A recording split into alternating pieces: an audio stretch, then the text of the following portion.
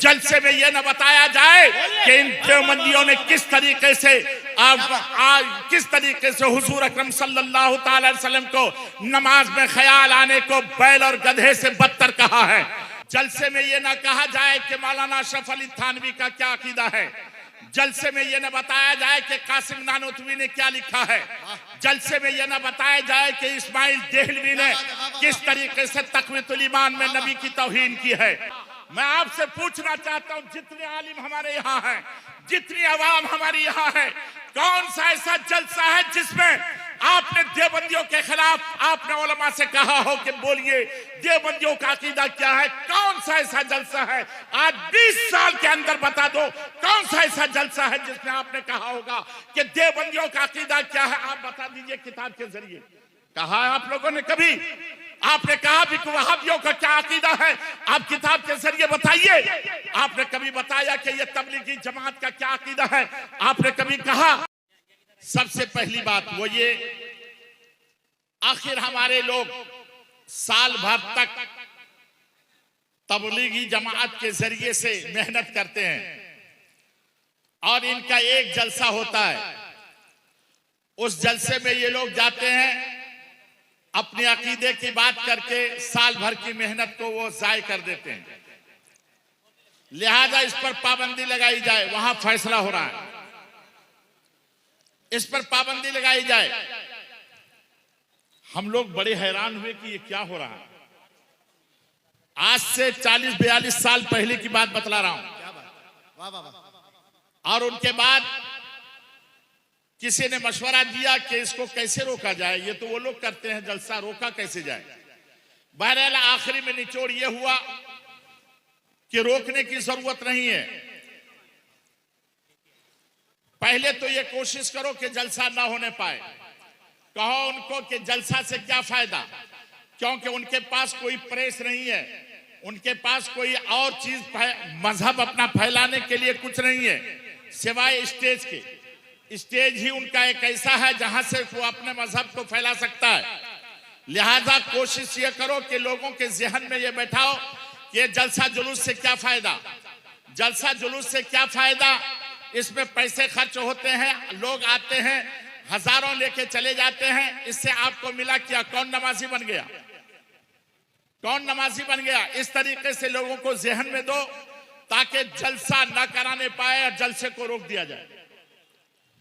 कहा इसके बावजूद भी ना रुके। कहा ठीक है जलसा करने दो, लेकिन उसमें चंदा भी दो, लेकिन चंदा 50 रुपये से 100 रुपये से ज्यादा मत देना। और चंदा देने के बाद ये कहना कि हम भी जाएंगे, लेकिन आप अपने आलिमों से कह दीजिए कि वो हम लोगों को गाली न दे, यानी अकीदे की बात ना बोले, इस्लाह की बात बोले। लिहाजा अगर ये करते हैं तो अब चूंकि चंदा दिया है, लिहाजा चंदा दोगे तो वो लोग तेरी बात मानेंगे और वो लोग कहेंगे ठीक है आप लोग आइए। तो वहां जाओ और जाने के बाद उनसे मिलो। किनसे मिलो? जिनको तुम लोगों ने चंदा दिया उनसे कहो कि चलिए अपने आलिमों को कहिएगा कि वो अकीदे की बात ना बोले। यहाँ बहुत लोग हैं, वो लोग भी आए हुए हैं, लिहाजा अकीदे की बात ना हो, सिर्फ इस्लाह बात हो। और जब ये बात होगी वो अकीदे की बात नहीं करेंगे, सिर्फ इस्लाह इस्लाह इस्लाह की बात होगी, तो काम जलसा स्टेज उनका रहेगा, पैसा उनका होगा, आलिम उनका होगा और काम हमारा होता चला जाएगा। इस तरीके से हमारे अकायद पर पर्दे पड़ जाएंगे और हमारा कोई भी कुछ नहीं बिगाड़ सकेगा। आज 42 साल के बाद आप कोई भी जलसा होता है, उन लोगों ने ये काम कहां से किया, हमारे अवाम में इसको कहां से फैलाया कि जलसे में अकीदे की बात ना हो। जलसे में ये ना कहा जाए कि मौलाना अशरफ अली थानवी का क्या अकीदा है। जलसे में ये न बताया जाए कि कासिम नानोतवी ने क्या लिखा है।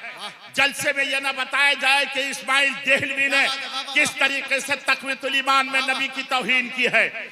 जलसे में ये न बताया जाए कि इन देवबंदियों ने किस तरीके से हुजूर अकरम सल्लल्लाहु अलैहि वसल्लम को नमाज में ख्याल आने को बैल और गधे से बदतर कहा है।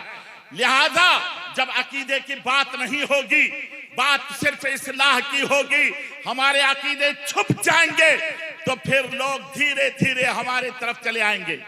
आज 42 साल पहले ये हुआ था। मैं आपसे पूछना चाहता हूं, जितने आलिम हमारे यहाँ हैं, जितनी आवाम हमारी यहाँ है, कौन सा ऐसा जलसा है जिसमें आपने देवबंदियों के खिलाफ आपने उलमा से कहा हो कि बोलिए देवबंदियों का अकीदा क्या है? कौन सा ऐसा जलसा है? आज 20 साल के अंदर बता दो कौन सा ऐसा जलसा है जिसमें आपने कहा होगा कि देवबंदियों का अकीदा क्या है? आप बता दीजिए किताब के जरिए। कहा है आप लोगों ने कभी? आपने कहा भी कि वहाबियों का क्या अकीदा है? आप किताब के जरिए बताइए। आपने कभी बताया कि ये तबलीगी जमात का क्या अकीदा है? आपने कभी कहा? आप हमेशा कहते हो जलसा वालों को, आलिमों को, कि खबरदार खबरदार, कभी अकीदे की बात मत बोलिएगा। यही वजह है जिसकी बुनियाद पर आज हमारे अकीदे छुप गए और ये लोग धन अपने अकीदे के प्रचार करते रहे और इसकी बुनियाद पर हमारी आवाम हमसे दूर होती रही। इसलिए मैं उलमा से कहूंगा कि आप अगर जलसा जुलूस करो तो उसमें हेडिंग लिखो कि फला आलिम वो अकीदे पर बोलेगा और देवबंदियों का अकीदा क्या है, वहाबियों का अकीदा क्या है, वो इस पर तकरीर करेंगे। अगर ये आपने नहीं किया तो यकीन जानिए एक रोज वो होगा कि आपका कोई नाम लेने वाला नहीं होगा। बड़ा पैगाम जा रहा है। दूसरा पैगाम आप ये देखें, इसलिए जलसा जुलूस में अकीदे की बात होनी चाहिए। इस्लाह बहुत हो गया, अकीदे की बात होनी चाहिए। हमारी आवाम को और हमारे उलमा को भी ये चाहिए कि वो कहें कि नहीं, अकीदे पर ही बोलेंगे, अकीदे पर ही तकरीर होगी। और मेरे मोहतरम दोस्त, दूसरी बात वहां जो फाइनल हुआ वो ये हुआ कि इनके मस्जिदों से इमाम को हरगिज हरगिज 1 साल मत रहने दो। कहा ये कैसे हो सकता है? मस्जिद उनकी है, इमाम उनका, मुक्तदी उनके, तो उन लोगों ने वहां फैसला किया उस घर में कि नहीं, ऐसा करो कि उनकी मस्जिद में जाओ नमाज पढ़ने और उनमें देखो कि उनमें जो मालदार आदमी है उनको अपने कब्जे में लो। उनसे कहो कि ये इमाम अच्छा नहीं है, ये इमाम की क़िरात सही नहीं है, ये एक इमाम ऐसा है, ये इमाम वैसा है। इस तरीके से करके उस इमाम को भगाने की कोशिश करो। कहा इससे फायदा क्या होगा? वो भाग जाएगा, दूसरा फिर सुन्नी आ जाएगा, फिर उसको भगा देंगे, फिर तीसरा सुन्नी आएगा। कहा तुम लोग मत भगाना, सुन्नियों ही से भगवाना। और उनके बाद फिर क्या हुआ? कहा कि फिर इससे फायदा का फायदा ये होगा, हर मस्जिद में मकतब है, वही इमाम मकतब के बच्चों को पढ़ाता है और जब वो इमाम बदलेगा तो जब दूसरा इमाम आएगा तो पहला इमाम अलिफ बा ता से नूरानी कायदा भी पूरा खत्म नहीं होगा कि तुम उसको भगा दोगे। दूसरा इमाम आएगा, वो फिर उन बच्चों को वही शुरू से पढ़ाएगा। अब वो तुम उसको भी 6 महीने में भगा दो। फिर तीसरा इमाम आएगा, वो फिर उन बच्चों को वही अलिफ बा ता पढ़ाएगा। इस तरीके से इमाम बदलता रहेगा, कोई बच्चा पढ़ नहीं पाएगा, हमारा मकसद पूरा हो जाएगा। इसलिए इन सुन्नियों के मस्जिदों में सुन्नियों ही के जरिए से इमाम को भगाते रहो ताकि उनका बच्चा कभी भी कामयाब न हो सके। ये आज 42 साल पहले उन लोगों ने बंद कमरे में ये किया था और ये प्रचार तबलीगी जमात के जरिए पूरे सुन्नियों में ये प्रचार हुआ और सुन्नियों को एहसास तक नहीं हुआ कि आज हम अपने इमाम के साथ क्या करते हैं। इमाम को कहां 2-4 महीने 5 महीने हुआ कि उनके पीछे लग गया और उसके बाद जो है उनको निकाल बाहर कर दिया। उनका अपने बच्चों की भी फिक्र नहीं है उनको कि मेरा बच्चा क्या पढ़ रहा है नहीं पढ़ रहा है। बहरहाल ये जो हम लोग उन लोगों के आलाएकार बन चुके हैं। ए सुन्नी मुसलमानों, होश में आओ, अपने इमाम की इज्जत करो। वो भी इंसान है, उनसे गलती हो सकती है, लेकिन गलती होने का मकसद ये नहीं है कि फौरन उनको मस्जिद से निकाल दो। नहीं नहीं, उनको मस्जिद में रखो ताकि तेरे बच्चे का फायदा हो। और तीसरा ये वहां जो 8 फासवे थे, 8 चीज, मैं सिर्फ 1-2 चीज कहता हूं।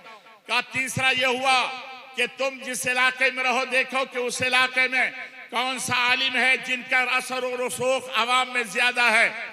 जब देख लो कि उनका असर और रसूख ज्यादा है तो तुम लोग हमारे जरिए अपने जरिए से सुन्नियों में उनकी बुराई शुरू करो, उस आलिम की बुराई करो कि वो बड़ा अच्छा तो है लेकिन वो ऐसा बोल जाता है, वैसा बोल जाता है, उसकी बुराई शुरू करो। और जब उसकी बेइज्जती हो जाएगी तो खुद बखुद उनकी बात को कोई मानने को तैयार ना होगा। आज यही हो रहा है।